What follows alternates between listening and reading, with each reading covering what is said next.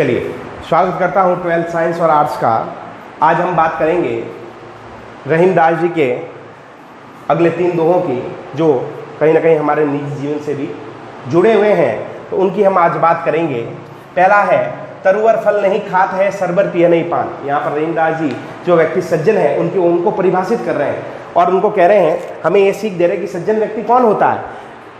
जिस प्रकार से वृक्ष अपने फल स्वयं नहीं खाता, तालाब अपना पानी स्वयं नहीं पीता, उसी प्रकार से रहीमदास जी कहते हैं कि सज्जन व्यक्ति वही है जो दूसरों के हित के लिए, दूसरों की सहायता के लिए अपनी संपत्ति का संचय करता है। संपत्ति सचे ही सुजान, अपनी व्यक्ति का जो अपने संपत्ति का जो है जमा करता है दूसरों के कार्य के लिए, दूसरों की सहायता के लिए, वही सज्जन व्यक्ति है। तो वापस में एक बार बोल देता हूँ, रहीमदास जी कहते हैं कि सज्जन व्यक्ति वही है जो, सज्जन व्यक्ति को परिभाषित करते हुए कहते हैं कि जिस प्रकार वृक्ष अपने फल स्वयं नहीं खाता और तालाब अपना पानी स्वयं नहीं पीता, ये दूसरों के हित के लिए कार्य करते हैं, उसी प्रकार से रहीमदास जी कहते हैं कि सज्जन व्यक्ति वही है जो दूसरों के हित के लिए अपने संपत्ति का संचयन करता है या संचय या जमा करता है। उसके बाद है, थोते बादर क्वार के। क्वार वो कौन सा समय होता है? वर्षा ऋतु के अंतिम दिन, जिसके अंदर बादल केवल गरजते हैं, बरसते नहीं है। तो थोते का मतलब होता है खाली।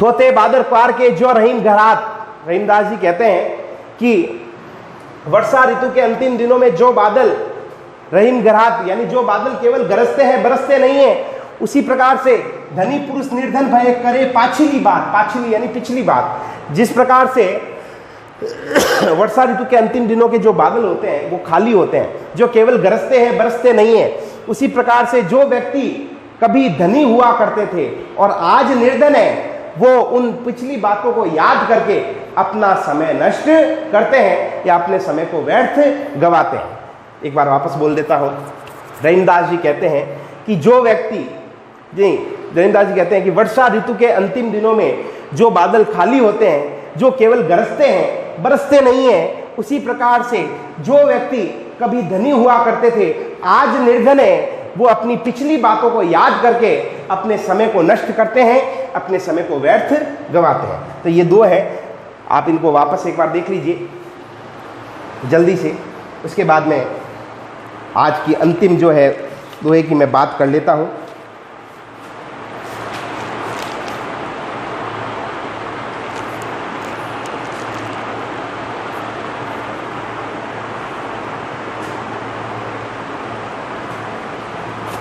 चलिए, अंतिम है कि रहीमन अंसुआ नैन ढरी। देखिए, यहाँ पर रहीमदास जी ने बहुत बड़ी सीख दी है और इसे अपन को अपने निजी जीवन में भी उतारना चाहिए।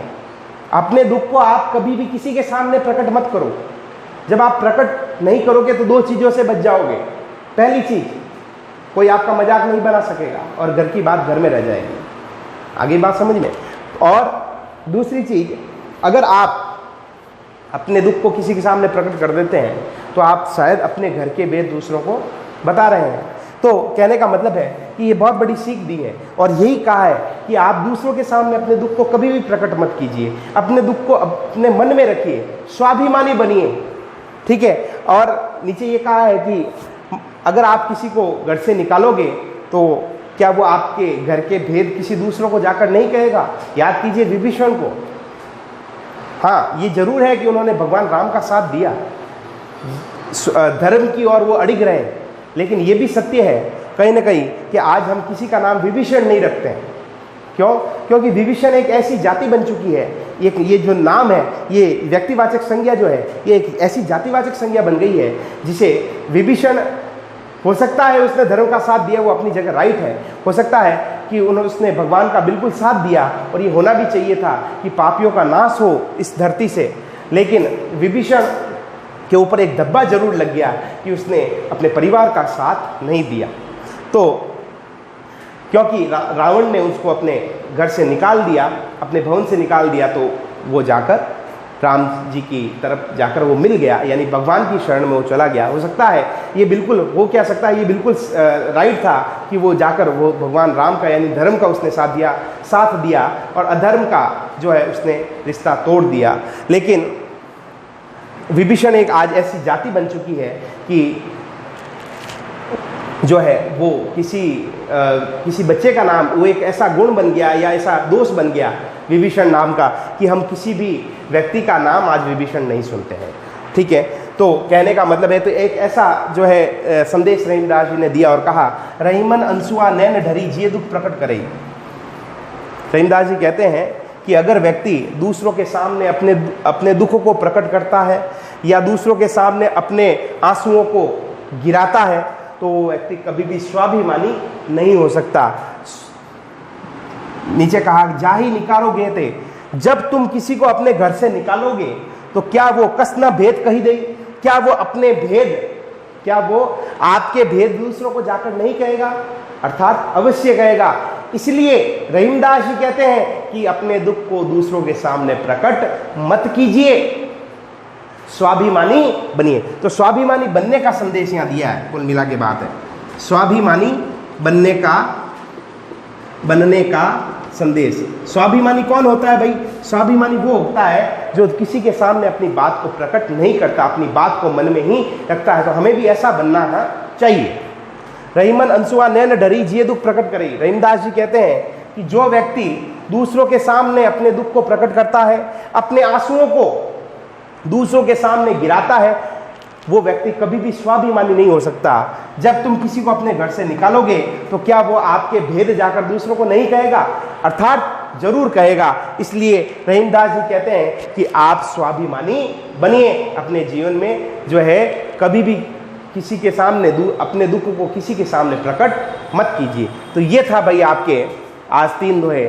एक बार मैं वापस बोल देता हूं, जरा ध्यान रखिएगा।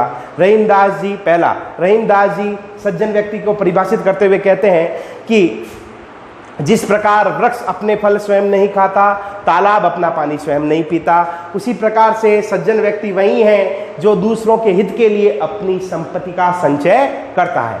8वां, वर्षा ऋतु के अंतिम दिनों में जो बादल खाली होते हैं, जो केवल गरजते हैं, बरसते नहीं हैं, उसी प्रकार से जो व्यक्ति निर्धन है वो अपने धनी दिनों की धनी पुरुष निर्धन भय कि जो व्यक्ति किसी समय धनी हुआ करते थे आज निर्धन है, वो अपनी पिछली बातों को याद